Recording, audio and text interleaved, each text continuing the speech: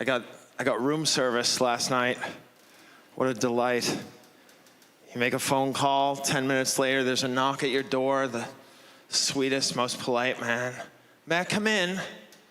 May I come in? May you come in. I summoned you. Of course you may come in. Enter, my liege. And then he says, where would you like this? Where would you like this? And I lie. I lie every time. So just place it at the desk. You put it at the desk where I manage my correspondence. The desk where I write my letters, sitting upright. That's where I'll eat my dinner. One of these times I'd love to tell the truth. Where would you like this? All right, here's what's gonna happen. I'm gonna dive back into the bed and pull the covers up to my chin. I want you to delicately place the tray on my tummy. And if you feed it to me, you can write in your own tip. That's where I would like it. Why do I have to lie? I lied on the airplane. I lied to the flight attendant last night because I wanted the exit row. I'm 6'6". 6'6", that's a lot of Jew. That's so much Jew. We normally don't come in this size. But I wanted the exit row. But when you take the exit row, they come around and they deputize you a hero. Are you willing and able to help in the event of an emergency?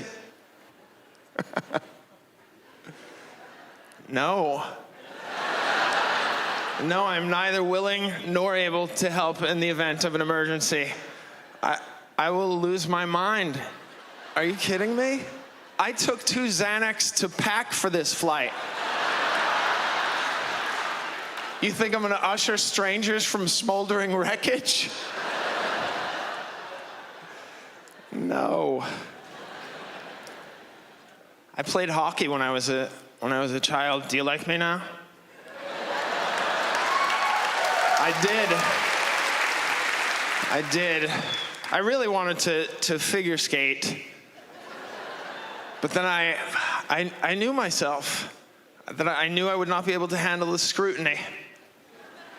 And I realized that figure skating, as brutal as hockey is, figure skating is much more brutal, barbaric even. They make the woman finish skating after she's fallen. Lowest point in your life? Keep dancing, sweetie. Yeah, try another Lutz. They should race the Zamboni out there, scoop her up and whisk her off into a private room where they give her a carton of Marlboros and a pillow to scream into. She's not gonna win. It's over. You never see a woman on the gold medal stand with slush running down her thigh. Split lip and a bloody nose. Let her start to regroup. Instead, they make her finish skating, give her scores. We know the scores. And then they interview her. Don't even give her time to recombobulate. She's apologetic. She's like, I'm sorry I'm late. I was just digging out from under an avalanche of broken dreams. Hi, Mom. Hi. Thanks for turning a carefree hobby into a joyless prison. I've never tasted a brownie.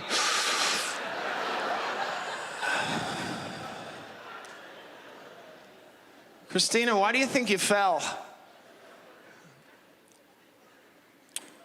Maybe because it was so slippery? Yeah, it was like a sheet of ice out there. They ought to do something about that. Maybe throw down some rock salt. And what's next for you, Christina? What's next? I'm gonna see if I can trade in this bronze medal for my childhood. Thank you. I call them recession busters. little ways that I save money, and I'm perfectly willing to share them with you because you're sharing your Thursday evening with me, and I appreciate that. So, yeah, all right, first of all, anything you can fit on the rack underneath the grocery cart is free. As long as you can maintain eye contact with the cashier throughout the transaction. I dangle my keys. Woo! Woo! Is it hot? Is it hot? Do you need my Price Club card up here? Do you want to just do it up here? There's not a 12-pack of Bounty under there, nor Mentos and Rolos shoved down the middle of each roll. No, absolutely not. I'm no criminal. Listen, the economy is, it's better, but I still see things that remind me that we're not out of the woods yet. Like I was exercising, and there was a man on the machine next to me listening to a Discman. It is one thing to read about poverty. It's another thing to see it sweating next to you on the elliptical. That's when it gets real, my friends. I didn't recognize it at first. It had been so long since I'd seen a Discman in the wild.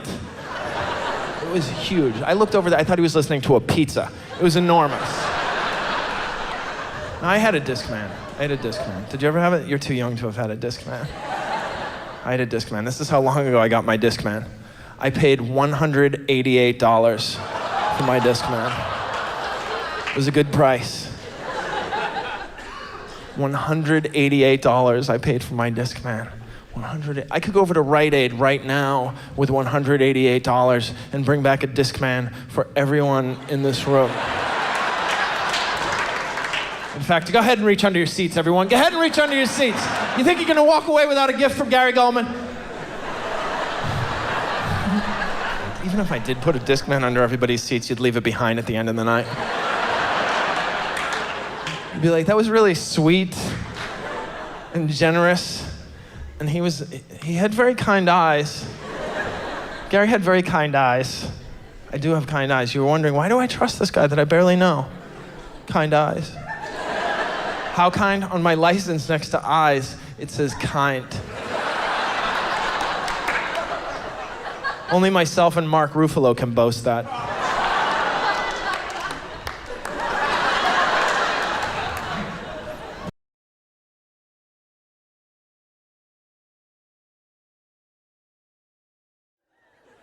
They were smart, though, with the fortune cookie. I will give them this.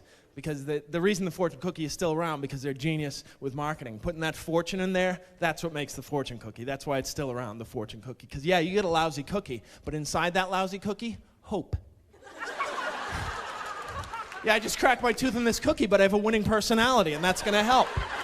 That's going to help.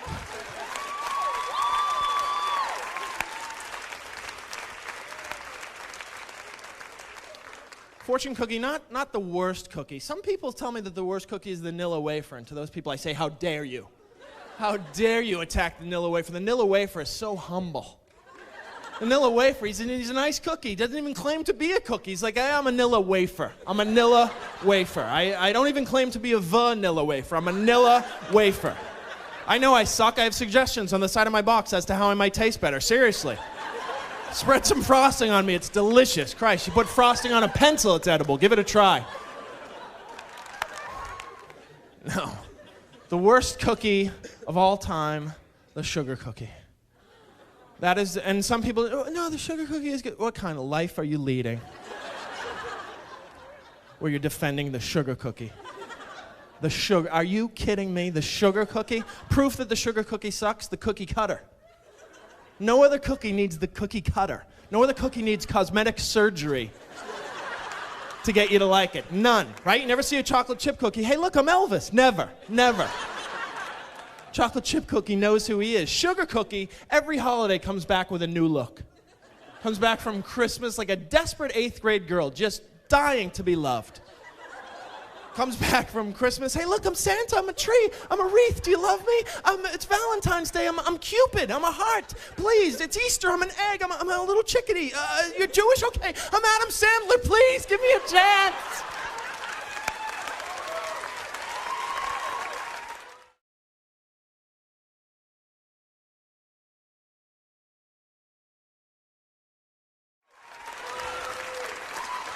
Sugar cookie. Oh, sugar cookie, stop. You're making an ass out of yourself, sugar. Sugar cookie, look inside.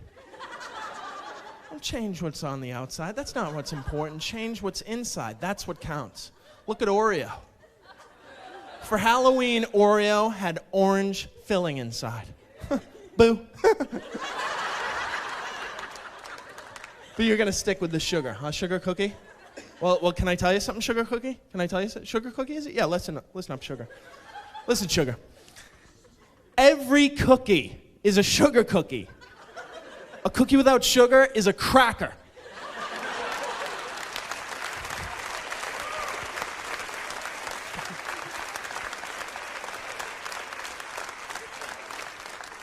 You gotta look to the Oreo people, man. That's who the sugar cookie should look up to, because Oreo just was great and then kept getting better. Like Michael Jordan, just when you thought, oh, he's the greatest ever, he just kept getting better. Like the Oreo cookie, we were fine. We were fine with the Oreo cookie. We were like, oh, it's perfect. It's perfect. And then they added double stuff. I will never forget that day that the double stuff came out, October 11th, 1982. I saw the double stuff and I said, whoa, what's the catch? You know what I mean? I was taught if it looks too good to be true, it's too good to be true. And I said, well, what do I owe you? Double the stuff, same price. Well, how do you turn a profit? We don't care about money.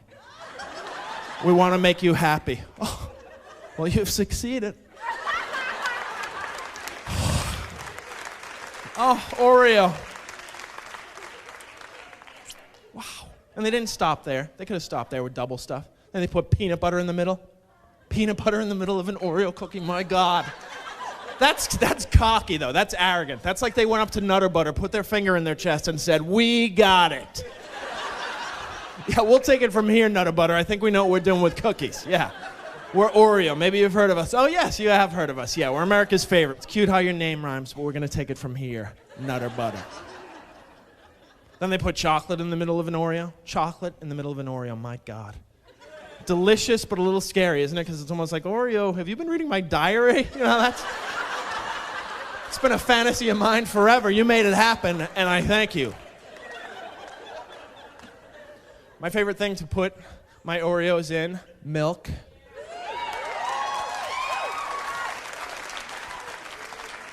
Here's what I do with the I take a double stuff and I put two of them together, essentially making it a quadruple stuff, which we'll just have to wait for, but you can do it on your own. And I dunk it right in there. And you know when it's done? When it stops bubbling. Then it's done. And when it stops bubbling, I go, ding, and I take it out and I eat it. Because it's delicious.